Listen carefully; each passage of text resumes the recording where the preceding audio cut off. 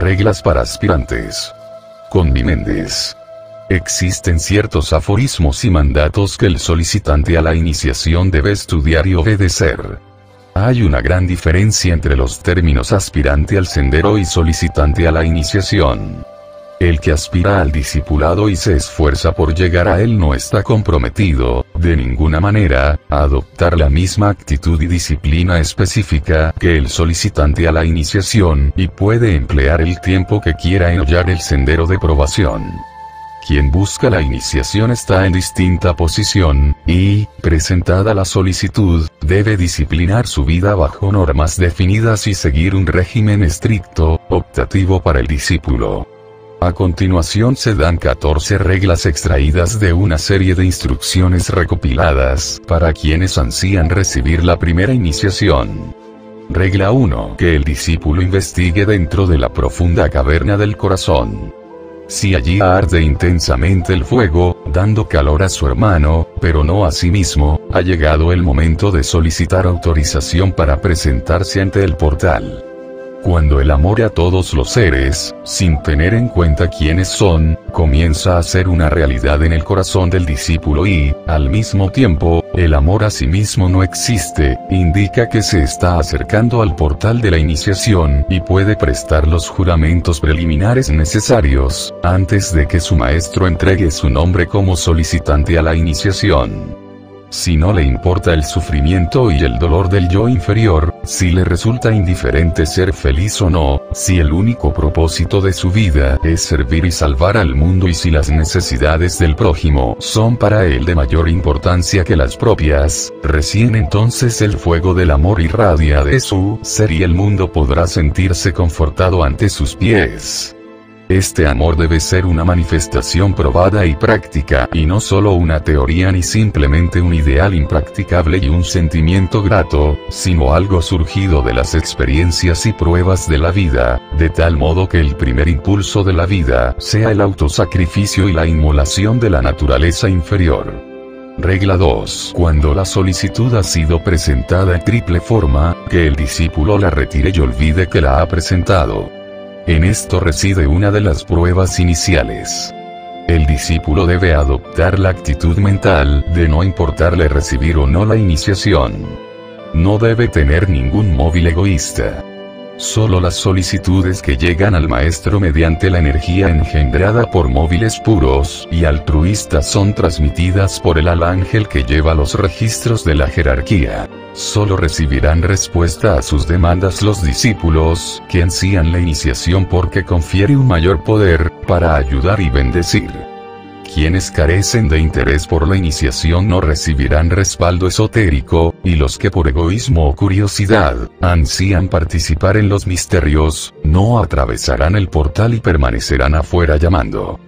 Quienes están dispuestos a servir y se sienten abrumados por las necesidades del mundo y se les ha despertado el sentido de la responsabilidad personal, han cumplido con la ley, llaman y reciben respuesta, solicitan y son reconocidos. Ellos demandan mayor poder para ayudar, y esta demanda es oída por aquellos que silenciosamente esperan. Regla 3. Triple debe ser el llamado, tomando mucho tiempo su enunciación. Que el discípulo emita su llamado a través del desierto, sobre los mares y a través de los fuegos que lo separan del portal oculto y velado. Bajo esta simbología el discípulo recibe el siguiente mandato: que el desierto de la vida del plano tísico florezca como la rosa, para que puedan surgir sonidos y perfumes del jardín de la vida inferior y una vibración muy intensa cruce el espacio intermedio entre el jardín y el portal. Que aquiete las turbulentas aguas de la vida emocional, para que en su límpida y tranquila superficie se refleje ese portal y la vida interior refleje la vida espiritual de la divinidad interna. Que a través de la ígnea hoguera purifique móviles, palabras y pensamientos, resortes principales de la actividad originada en el plano mental. Cuando son controlados, coordinados y utilizados, aunque a veces inconscientemente, estos tres aspectos del ego en manifestación, el Dios interno, entonces se oirá la voz del discípulo demandando la apertura del portal. Cuando la vida interior del plano físico se ha fertilizado, lo emocional estabilizado y lo mental transmutado, nada impedirá que se abra el portal para que entre el discípulo. Solo la vibración sincronizada con lo que está del otro lado de la puerta, determina su apertura, y cuando la clave de la vida del discípulo se sintoniza con la de la jerarquía, se abrirán las puertas una tras otra y nada podrá impedirlo. Regla 4. Que el discípulo se ocupe de evocar el fuego, nutrir las vidas menores y mantener así girando la rueda. Este es un mandato para recordar al discípulo su responsabilidad hacia sus numerosas vidas inferiores, que en su totalidad constituyen su triple cuerpo de manifestación. Así es posible la evolución, y cada vida en los diferentes reinos de la naturaleza, cumplirá consciente o inconscientemente su función de energetizar correctamente aquello que es para ella lo que el Sol para el planeta. Así el desenvolvimiento del plan logoico proseguirá con mayor precisión. El reino de Dios es interno y el deber de ese oculto regidor interno es dual. Primero hacia esas vidas que forman los cuerpos físico, astral y mental, y, segundo, hacia el macrocosmos del cual el microcosmos es solo una parte infinitesimal.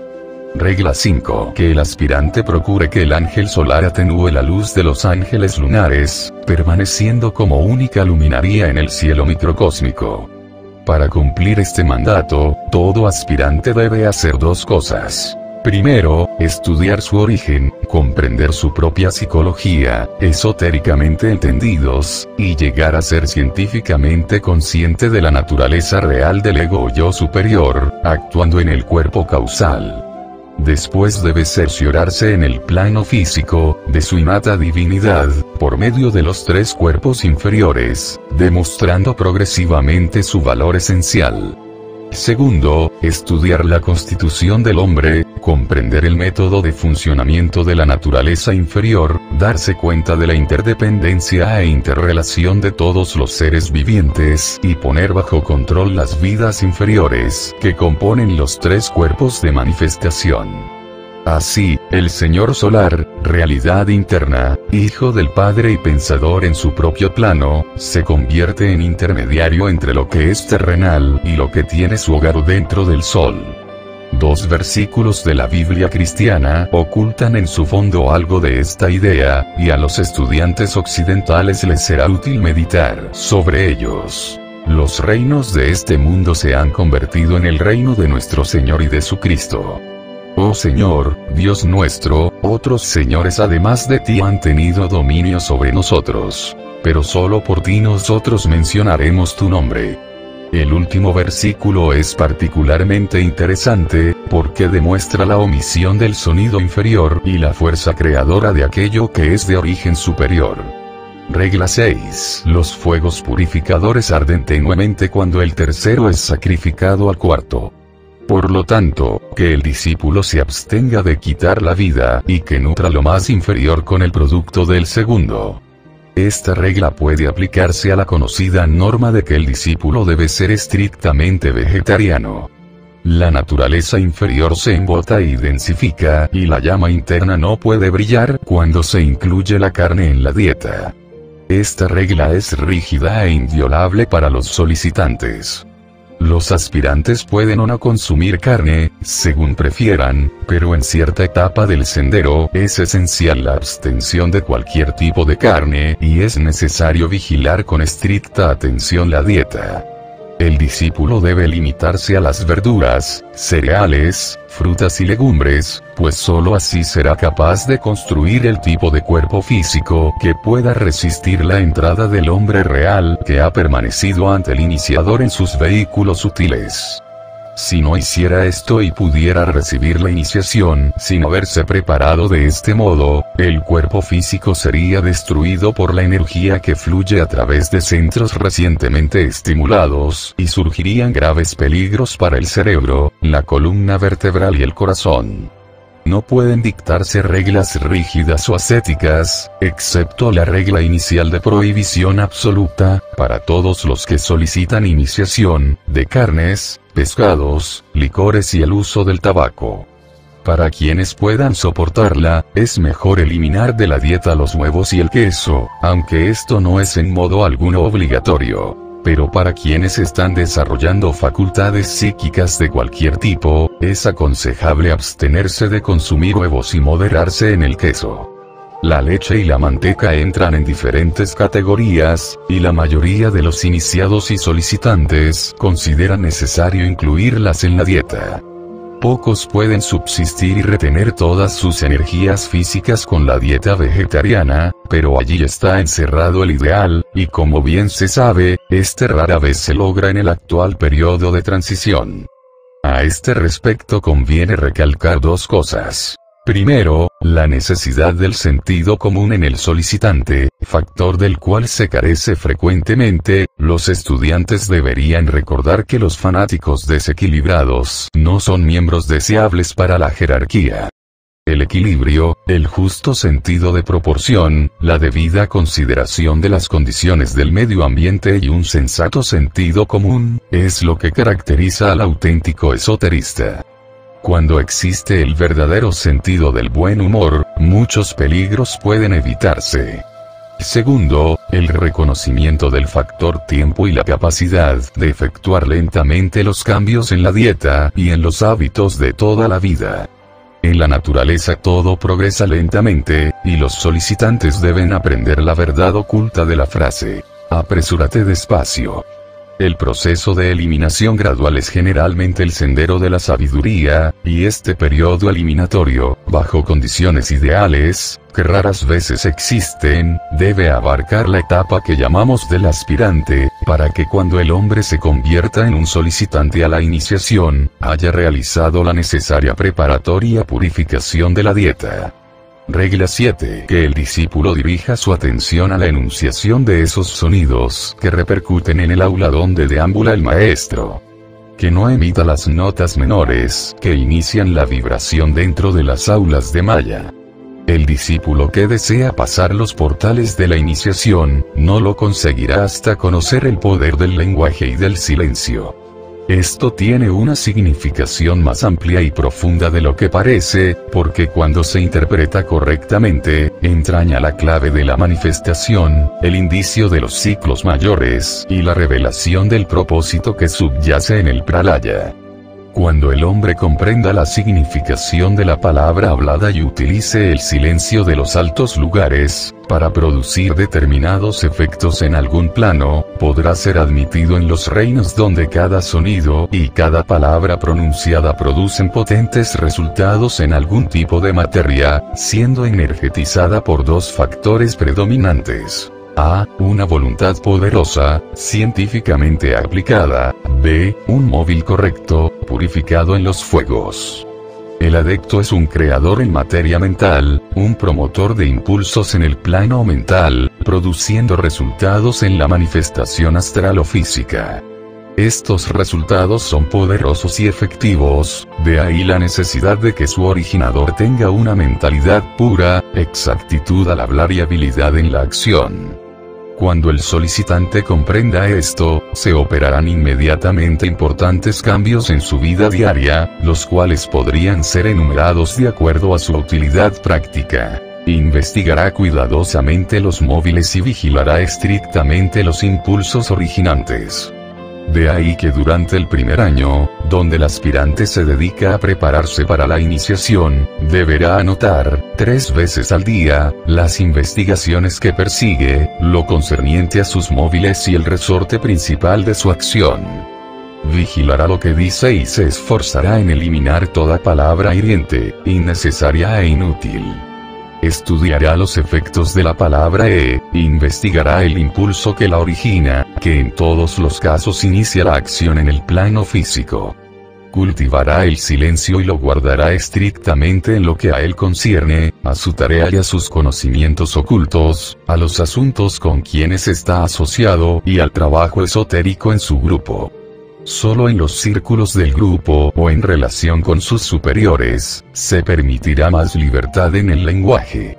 Hay un momento para hablar y ese momento llega cuando se puede servir al grupo con palabras inteligentes y una cuidadosa advertencia sobre las condiciones buenas o malas. cuando es necesario decirle algo a un hermano respecto a la vida interna, o al dirigente de algún grupo. Cuando un miembro por equívoco obstaculiza al grupo. Cuando ese miembro puede ayudar al grupo si se le asigna un trabajo distinto. Estudiará el efecto de la palabra sagrada y dispondrá cuidadosamente las condiciones para su empleo. Emitirá la palabra y sus efectos girarán sobre determinado centro esotérico, en ningún caso un centro físico, y, por lo tanto, influirá y reglamentará la vida. El solicitante a la iniciación debe abocarse al estudio de los sonidos y las palabras, sagradas o no, y sobre todo deberán hacerlo intensamente los grupos esotéricos a formarse. Regla 8. Cuando el discípulo se acerca al portal, los 7 mayores deben despertar y evocar, sobre el doble círculo, respuesta de los 7 menores. Esta regla es muy difícil y entraña un peligro para el hombre que trata de seguir prematuramente el sendero final. Textualmente, puede interpretarse así: que el iniciado en ciernes debe desarrollar en cierto modo la vibración de los 7 centros de la cabeza, y poner así en acrecentada actividad vibratoria los 7 centros del cuerpo en el plano etérico, afectando, por medio de la recíproca vibración los 7 centros físicos, que inevitablemente quedarán estimulados cuando los centros etéricos lleguen a su máxima vibración. No es necesario extendernos sobre este punto, pues basta señalar que a medida que los 7 centros de la cabeza responden al ego, yo superior, los 7 centros siguientes, la cabeza, considerada como unidad, el corazón, la garganta, el plexo solar, la base de la columna vertebral, el vaso, los órganos genitales, son también afectados, dentro de las líneas de purificación y control. Esto producirá resultados en los órganos estrictamente físicos, a través de los cuales funciona el hombre en el plano físico. Por ejemplo, el hombre puede transferir conscientemente el fuego creador y la energía desde los órganos genitales a la garganta, o mediante el control consciente del corazón, que produce la suspensión de la acción del cuerpo físico. Esto no se logra por las prácticas del Hatha Yoga o el enfoque de la atención en los órganos físicos, sino cuando se ha desarrollado el control, por el Dios interno, que actúa a través del control coronario, dominando así todo lo que debe conocerse referente a la energía y sus puntos. Por lo tanto, el solicitante aplicará todas sus energías al desarrollo de la vida espiritual, y este será el resultado del recto pensamiento, la meditación y el servicio. Por el estudio profundo de todo lo que debe conocerse referente a la energía y sus puntos focales, coordinará su vida de modo que la vida del espíritu podrá fluir a través de ella. Este estudio solo puede emprenderse actualmente sin peligro en forma grupal y bajo la guía de un instructor. Los estudiantes se comprometerán a no permitir experimentar con sus vidas ni a jugar con los fuegos del cuerpo. Solo se dedicarán a la comprensión teórica y a una vida de servicio.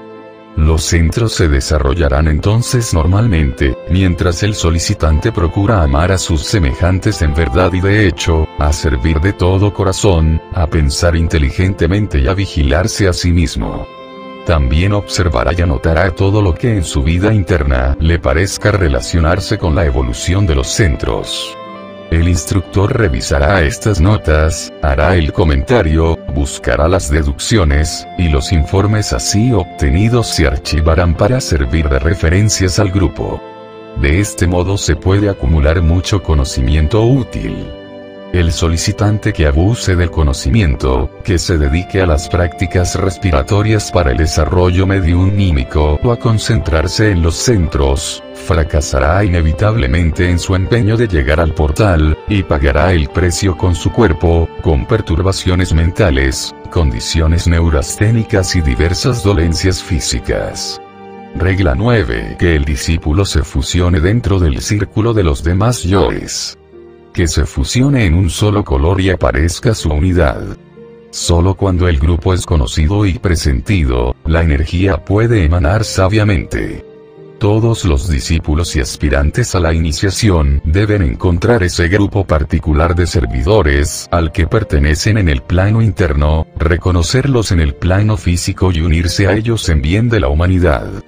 Este reconocimiento se basará en unidad de objetivo, unicidad de vibración, similitud en la afiliación grupal, lazos kármicos muy antiguos, capacidad para trabajar armoniosamente. A primera vista esta regla parece ser una de las más sencillas, aunque no lo sea en la práctica. Errores se cometen fácilmente, y trabajar armoniosamente en el alineamiento de un grupo no es tan simple como parece. Aunque haya vibración y relación egoicas, no obstante, quizás las personalidades no armonicen.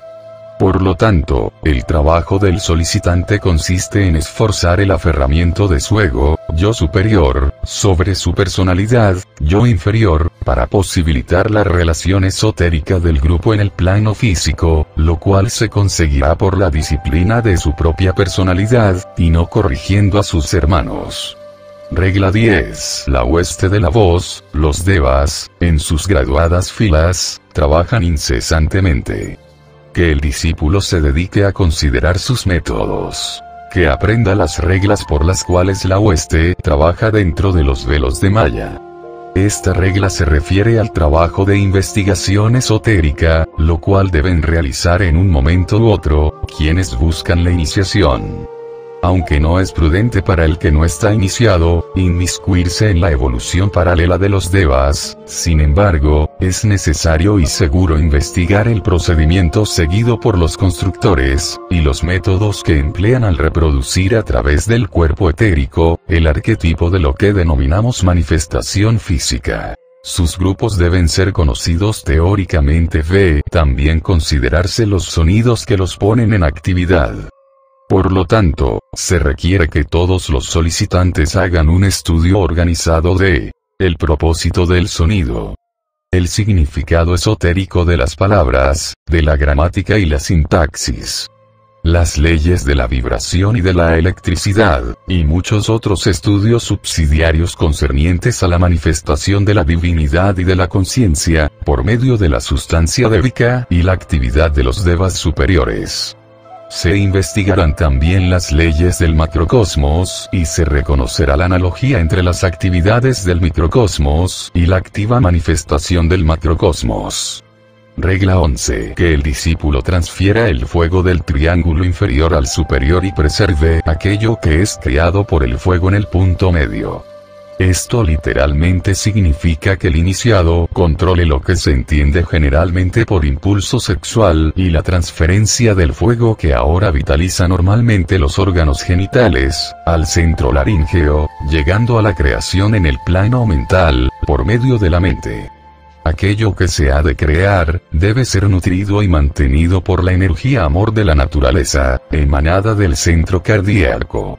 El triángulo inferior mencionado es el plexo solar, la base de la columna vertebral, los órganos genitales, mientras que el superior, como se ha señalado, es la cabeza, la garganta, el corazón. Esto puede ser interpretado por el lector superficial como el mandato de ser célibe, y la promesa, por el solicitante, de que se abstendrá de toda manifestación física del impulso sexual. Pero no es así. Muchos iniciados han logrado su objetivo cuando correcta e inteligentemente participaron en la relación matrimonial. El iniciado cultiva una peculiar actitud mental, donde reconoce que todas las formas de manifestación son divinas, y que el plano físico es una forma de expresión divina como cualquiera de los planos superiores. Se da cuenta que la manifestación más íntima de la divinidad debe estar bajo el control consciente de la divinidad interna, y que todo acto debe ser regido por el esfuerzo de cumplir todos los deberes y obligaciones, supervisar toda acción y actuación y utilizar el vehículo físico, de modo que el grupo pueda ser beneficiado por ello y ayudado en su progreso espiritual, en la ley perfectamente cumplida. No se puede negar que en ciertas etapas es aconsejable que el hombre logre perfecto control, en determinado sentido, por medio de una temporaria abstención, pero esto es un medio para un fin, que será seguido por etapas, cuando, obtenido el control, el hombre demuestre los atributos de la divinidad a través del cuerpo físico, y cada centro se use normal e inteligentemente para desarrollar los propósitos de la raza. Los iniciados y maestros contraen matrimonio en muchos casos, y normalmente cumplen con sus deberes conyugales y domésticos como esposos y esposas, pero se controlan y regulan por el propósito y por la intención, y ninguno se deja llevar por la pasión ni el deseo. En el hombre perfecto, en el plano físico, todos los centros están completamente controlados, siendo su energía utilizada legítimamente. La voluntad espiritual del divino Dios interno es el factor principal. Así habrá manifiesta unidad de esfuerzo en cada plano, por medio de todos los centros, para el mayor bien de un mayor número. He tratado estos temas porque muchos estudiantes se confunden y adoptan una actitud mental que atrofia completamente la naturaleza física normal, o bien se entregan al libertinaje bajo el pretexto de estimular los centros y acrecentar el desenvolvimiento astral. El verdadero iniciado debe ser conocido por su prudente y santificada normalidad, por su constante conformidad con lo que es para bien del grupo, según las leyes del respectivo país, por el control y abstención de todo tipo de excesos y por el ejemplo de vida espiritual y rectitud moral que da a sus asociados, juntamente con la disciplina de su vida. Regla 12. Que el discípulo aprenda a utilizar su mano para servir. Que busque en sus pies la marca del mensajero. Que aprenda a ver con el ojo que observa, situado entre los dos ojos. Esta regla parece fácil de interpretar a simple vista, como si se le ordenara al aspirante utilizar las manos para servir, los pies en los mandatos jerárquicos y desarrollar la clarividencia. Pero el verdadero significado es mucho más esotérico. Comprendiendo ocultamente, el empleo de las manos es la utilización de los chakras o centros de las palmas de las manos para curar las dolencias corpóreas, bendecir y curar las dolencias emocionales, elevar las manos en oración, o emplear sus centros durante la meditación, cuando se manipula materia y corrientes. Estos tres puntos requieren cuidadosa consideración, y los estudiantes occidentales pueden aprender mucho si estudian la vida de Cristo y consideran sus métodos al emplear sus manos. Nada más se puede agregar, pues el tema es demasiado vasto, para que nos extendamos en este breve comentario. La señal del mensajero en los pies, se refiere a ese bien conocido símbolo de las alas en los pies de Mercurio. Mucho se le revelará al estudiante sobre este tema en las escuelas esotéricas, que sintetiza todo cuanto se sabe acerca del mensajero de los dioses, y también se estudiará cuidadosamente la información que los estudiantes de astrología han adquirido sobre el planeta Mercurio y la que los estudiantes de esoterismo han reunido acerca de la ronda interna. Superficialmente, la expresión el ojo que observa, situado entre los dos, parece significar el tercer ojo que utilizan los clarividentes, pero su significado es mucho más profundo y se oculta en los siguientes hechos. Que la visión interna es aquello que todos los seres autoconscientes desde un logos a un hombre, están desarrollando. Que el ego o yo superior, es respecto a la mónada, lo que el tercer ojo es respecto al hombre, por lo tanto, se lo describe como si mirase entre la mónada o yo espiritual por un lado, y el yo personal por otro. Por consiguiente, en su sentido más amplio, esta regla incita al aspirante a desarrollar la autoconciencia y a aprender a actuar, en cuerpo causal, en los niveles superiores del plano mental, controlando desde allí los vehículos inferiores, y viendo claramente todo cuanto puede verse en el pasado y en el futuro en los tres mundos. Regla 13. El discípulo debe aprender y comprender 4 cosas antes de serle revelado el misterio más recóndito. Las leyes que rigen aquello que irradia. Los 5 significados de la magnetización. La transmutación o el secreto perdido de la alquimia. Y, Por último, la primera letra de la palabra impartida o el oculto nombre egoico. No podemos extendernos sobre esta regla.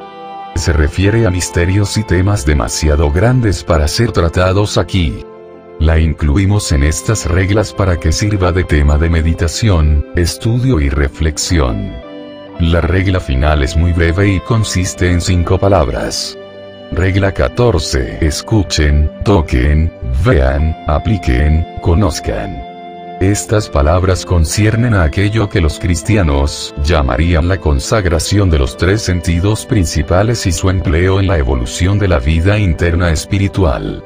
Luego se aplica lo aprendido y comprobado, seguido por la fructificación del conocimiento adquirido. Nota: esta lección esté dedicada a estudiantes de cursos superiores.